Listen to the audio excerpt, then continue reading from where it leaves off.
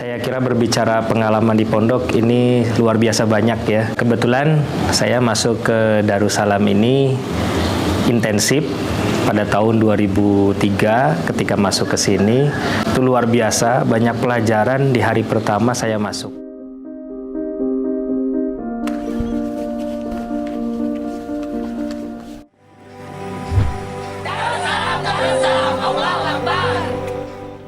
Karena memang aneh tapi unik karena melihat orang-orang pakai sarung, pakai koko, pakai baju muslim, tapi ngomongnya Cas Cisus pakai bahasa Inggris. Nah ini yang kemudian jadi motivasi buat saya pengen bisa nih bahasa Inggris, saya pengen bisa nih bahasa Arab, dan saya pengen belajar disiplin di sini. Dan selama di sini, alhamdulillah 3 tahun belajar di Darussalam itu, kemudian paling tidak saya banyak ilmu atau dasar-dasar yang kemudian bisa saya kembangkan lebih lanjut di luar. Dan luar biasa, guru-gurunya ini top semuanya. Saya banyak dapat ilmu bahasa, ilmu Al-Quran, ilmu akidah, ilmu adab, dan itu menjadikan inspirasi buat saya semuanya. Dan satu hal yang sangat penting dan ada momen yang sangat menurut saya ini sampai sekarang nggak pernah lupa ketika saya belajar bahasa Inggris, ketika itu mengucapkan huruf R gitu.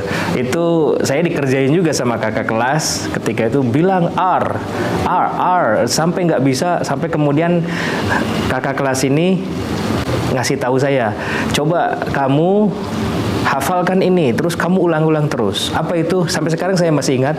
Apa katanya? Ular melingkar-lingkar di atas pagar milik Pak Umar disambah halilintar bunyinya jedar. Nah itu sampai saat ini saya masih ingat itu. Banyak hal yang bikin saya sampai saat ini masih ingat.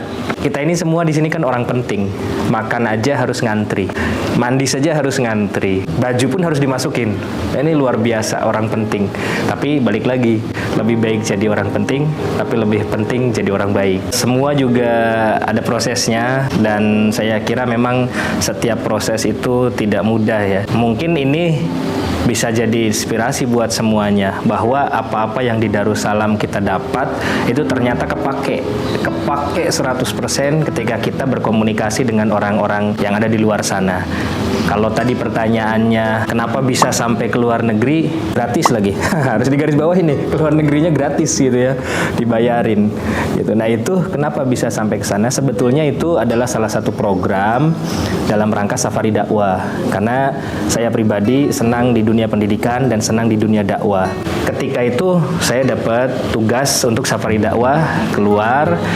Tugasnya 3. Jadi yang pertama, dialog lintas agama, interfaith dialogue. Kita dengan tokoh-tokoh agama dunia dari berbagai negara di satu tempat kita dialog. Dialog untuk apa? Bukan berdebat, tapi dialog. Dialog menyampaikan paparan agama, pemahaman agama yang dimilikinya masing-masing dalam rangka tujuannya perdamaian dunia. Biar dunia ini makin damai. Kenapa? Karena kalau dunia sudah damai, kita pengen ibadah. Bagi kita seorang muslim, kita pengen sholat tenang. Kita berkerudung kemanapun tenang. Karena semuanya damai. Dan begitu pun agama yang lain. Mereka mau melaksanakan ibadahnya akan tenang juga. Nah, yang kedua, tugas saya ketika itu keluar itu adalah mengisi kajian-kajian di komunitas Muslim Barat. Jadi di Barat itu nggak kayak di kita. Kalau di kita di Indonesia banyak pengajian-pengajian bahkan sampai di tengah jalan. Bahkan di stadion bola ada pengajian kalau di kita di Indonesia. Tapi kalau di Barat tidak seperti itu. Apalagi yang mayoritas negaranya non-Muslim. Itu mereka banyak rumah-rumah ibadah, terutama masjid yang tidak seperti masjid. Akhirnya mereka mengadakan kegiatan kajian hanya di dalam masjid dan hanya tertutup saja gitu. Tapi jumlah mereka memang dalam satu tempat itu banyak juga, ada yang sampai 500 orang gitu. Kalau di kita mungkin tabligh akbar gitu ya. Nah yang ketiga, tugasnya adalah untuk mengisi khutbah-khutbah Jumat di universitas dan juga di sekolah-sekolah. Termasuk juga kita ngisi di beberapa stasiun TV di sana dalam rangka untuk menyampaikan tujuan kita, yaitu berdialog dengan komunitas agama di seluruh dunia dalam rangka tadi tujuannya perdamaian perdamaian dunia. Itu saya kira. Jadi perginya ke sana itu memang tidak untuk jalan-jalan, tapi perginya keluar itu untuk membawa misi dari Indonesia tentang Islam yang rahmatan lil alamin. Itu. Dai perbatasan RI dengan program yang tadi saya sampaikan sebetulnya berbeda. Kalau yang program tadi saya sampaikan itu namanya program English for Ulama. Jadi bahasa Inggris untuk para ulama, katanya begitu. Ini adalah kerjasama dari Pemprov Jabar, juga British Council, juga MUI Provinsi Jawa Barat yang kemudian memilih menseleksi beberapa dai yang bisa bahasa Inggris. Nah ini tadi poinnya nih. Jadi ternyata misalnya ada yang nanya nih, kok bisa belajar bahasa Inggris di mana? Bisa nyampe ke sana menyampaikan pesan-pesan kemanusiaan, menyampaikan pesan-pesan perdamaian menggunakan bahasa Inggris di depan orang Barat. Itu dari mana belajar bahasa Inggrisnya? Saya jawab, saya belajar bahasa Inggrisnya cuma satu tempat. Tidak pernah kursus, tidak pernah belajar secara mandiri, private, enggak. Saya cuma di satu tempat. Di mana? Di Pondok Pesantren Darussalam. Dan itu hanya 3 tahun saya belajar. Bayangkan yang 6 tahun sampai lebih. Kebayang itu bahasa Inggrisnya kepake banget. Kalau ada yang mengatakan, ini emang kepake bahasa Inggris Darussalam sampai keluar? Kepake. Saya bertemu dengan beberapa tadi yang disampaikan, beberapa menteri yang ada di sana, juga beberapa tokoh dan ketua organisasi besar di sana. Kita berdialog bahkan sama polisi Scotland. Di Scotland itu memang ada perbedaan aksen tapi luar biasa. Mereka paham bahasa kita. Satu, ada Managing Director of Association of British Muslim. Saya komunikasi dengan bahasa Inggris dari Darussalam. Mereka paham dan angkat jempol. Walaupun bahasa Inggris saya jelek menurut saya gitu, nggak kayak orang Inggris. Tapi walau bagaimanapun ketika ngomong bahasa Inggris, ya inilah kita. Bahasa Inggrisnya orang Indonesia ya begini. Tapi mereka paham pesan kita. Kedua, saya komunikasi juga dengan salah satu ketua dari Minhaj Welfare Foundation. Itu juga luar biasa. Saya banyak ilmu dari dia. Dan dia juga mengatakan, alhamdulillah saya dapat ilmu dari Indonesia ternyata begini. Yang ketiga, dengan komunitas Institute of British in Peace. Nah ini bahasa Inggris yang tadi saya sampaikan. Jadi tenang saja, bahasa Inggris yang kita pelajari di Darussalam, bahkan bahasa Arab pun sama. Saya pernah komunikasi dengan orang Arab langsung, itu ternyata kepake. Jadi jangan putus asa, jangan merasa kayaknya bahasa Inggris di Darussalam nih nggak akan kepake di luar. Salah. Itu bahasa Inggris saya bisa sampai keluar ngomong dengan tokoh-tokoh yang ada di luar, ternyata gara-gara bahasa Inggris Darussalam. Yang kedua tadi terkait dengan dai perbatasan, sebetulnya ini adalah program dari Kementerian Agama Republik Indonesia Pusat yang memang menseleksi beberapa dai di seluruh Indonesia untuk menjadi dai perbatasan dengan syarat-syarat tertentu. Dan kebetulan saya masuk di dalamnya gitu. Ketika saya mengikuti seleksi, karena dunia saya senang di pendidikan dan dakwah, saya mengikuti. Dan ternyata saya terseleksi 8 orang ketika itu se-Indonesia. Ada yang dari Semarang, ada yang dari Tasik, ada yang dari Cirebon, ada yang dari Jakarta, ada juga yang dari Banten. Kenapa bisa mengikuti itu? Ya tadi, saya ikut seleksi dan kemudian seleksinya memang ada beberapa hafalan Quran, juga memiliki pengalaman dakwah, juga salah satunya siap ditempatkan di perbatasan. Itu artinya puasa selama 1 bulan. Dan ketika itu saya ditempatkan di perbatasan Indonesia-Malaysia. Lebih tepatnya di daerah Temajuk, Sambas untuk Indonesianya, Malaysianya di daerah Teluk Milano, Sarawak, Malaysia. Dan di sana luar biasa, memang tugas kita ini full selama bulan Ramadan, dari tanggal 1 Ramadan sampai tanggal 28 Ramadan. Banyak PR dan banyak ilmu juga, karena dari sisi pembacaan ayat Al-Quran untuk masyarakat sana, kemudian juga sisi pendidikan, kemudian juga dari sisi penakaran zakat yang masih harus diperbaiki dan disempurnakan. Intinya selama itu di dunia dakwah, selama itu di dunia pendidikan, selama saya bisa, saya akan mengikuti. Maka dai perbatasan pun termasuk. Iya.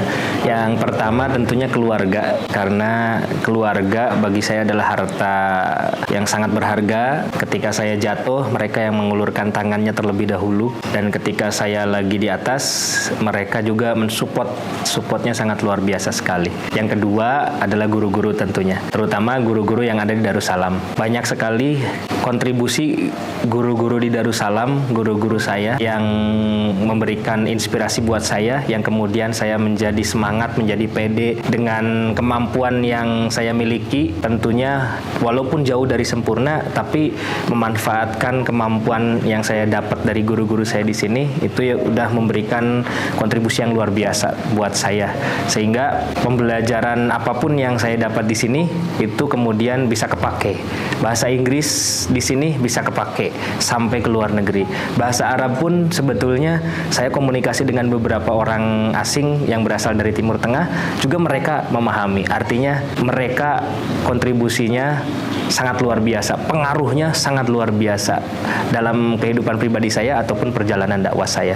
Yang ketiga tentunya teman-teman dari alumni juga, IKPD ini sangat luar biasa, support kepada saya, mendoakan saya, memberi semangat kepada saya, motivasi kepada saya untuk terus maju ketika masuk ke dunia dakwah ataupun ke dunia pendidikan. Ya, saya kira nilai-nilai yang saya dapat dari Darussalam ini banyak sekali yang saya kemudian pegang itu. Cuma memang ada satu hal yang betul-betul saya pegang sampai saat ini, yaitu kesederhanaan. Ini saya masih teringat ketika khutbatul ares, ketika orientasi siswa baru, mudir, Bapak pimpinan menyampaikan sederhana itu siap tidur di hotel, siap tidur di emper. Ini yang kemudian saya pakai dimanapun saya berada. Setinggi apapun jabatan kita, setinggi apapun pengalaman kita, setinggi apapun ilmu kita, tetap harus low profile, harus sederhana. Tapi dalam artian bisa menyesuaikan kondisi yang ada. Itu yang saya pakai. Bahkan di tahun 2010 saya berusaha menulis buku bahasa Inggris, judulnya English is Easy. Itu pun gara-gara hasil kesederhanaan. Kemudian di tahun 2016-2017 saya menulis buku lagi bahasa Inggris, judulnya Bahasa Inggris untuk Anak SMP kelas 7 dan kelas 8. Itu pun sama, dasarnya dari kesederhanaan. Artinya apa? Dari sederhana inilah kemudian kita tidak menjadi orang yang congkak, kita tidak menjadi orang yang merasa saya nih, dulu kita dari mana, dulu kita nggak bisa apa-apa, dulu kita sebagai murid ya harus tetap jadi murid sampai sekarang, dulu kita jadi orang biasa harus tetap jadi orang biasa sampai sekarang. Kalau ada bahasa, although we are the villager but our mind must be overseas. Kalaupun kita orang kampung, tapi silahkan pegang kalau kita ini orang kampung, tradisinya, kebiasaannya pakai, but our mind must be overseas. Tapi wawasan kita, jaringan kita, link kita, channel kita harus bisa melanglang buana ke seluruh dunia, ke mancanegara. Itu saya kira. Ada satu kisah yang memang membuat saya itu betul-betul down, tapi kemudian akhirnya saya bangkit kembali. Pada tahun 2016 saya punya anak yang kedua, itu laki-laki. Anak yang pertama saya perempuan, sekarang kelas 2 KUI di Darussalam. Anak kedua ini laki-laki di 2016. Kemudian di pertengahan tahun ternyata dokter mengatakan ini ada kelainan darah, namanya hemofilia, yang kurang faktor pembeku darah. Nah, anak yang satu ini ternyata kemudian dikasih wanti-wanti sama dokter, hati-hati Pak, ini kalau seandainya pendarahan dia tidak akan gampang rapat, tidak akan gampang beku darahnya. Kalau luka luar dia ngocor terus gitu. Kemudian kalau luka dalam dia akan memar, biru gitu. Dan hati-hati kalau ini pendarahan di kepala, ini akan menyebabkan anak ini bisa-bisa meninggal dunia. Dan dari situ kemudian ternyata betul, kata Allahnya ternyata anak ini harus meninggal dunia di tahun 2017 pada usianya 14 bulan. Di situ saya betul-betul down, di situ saya betul-betul tidak bisa apa-apa. Seluruh aktivitas saya semuanya terhambat, semuanya saya lupakan dan saya fokus kepada anak saya. Dan disitulah kemudian di tahun 2017 itu bulan November itu saya betul-betul jatuh. Tapi kemudian yang tadi saya sampaikan, keluarga betul-betul mensupport saya, betul-betul berada di sisi saya, betul-betul merangkul saya dan menarik tangan saya untuk segera bangkit. Disitulah kemudian saya bangkit dan ternyata dari situ asal muasal kemudian saya bisa melanglang buana ke mancanegara. Salah satunya tugas dakwah. Bahkan ada salah satu tugas lagi sebetulnya, yaitu tugas seminar dari kungfu. Saya mempelajari dulu di sini, saya mempelajari tapak suci, kemudian di luar saya mempelajari kungfu Wing Chun, dan akhirnya saya menjadi salah satu instruktur kungfu Wing Chun di Purwakarta di bawah Federasi Wing Chun Indonesia yang dipimpin oleh Sifu Martin Kusuma, murid dari Ip Ching atau anaknya Ip Man.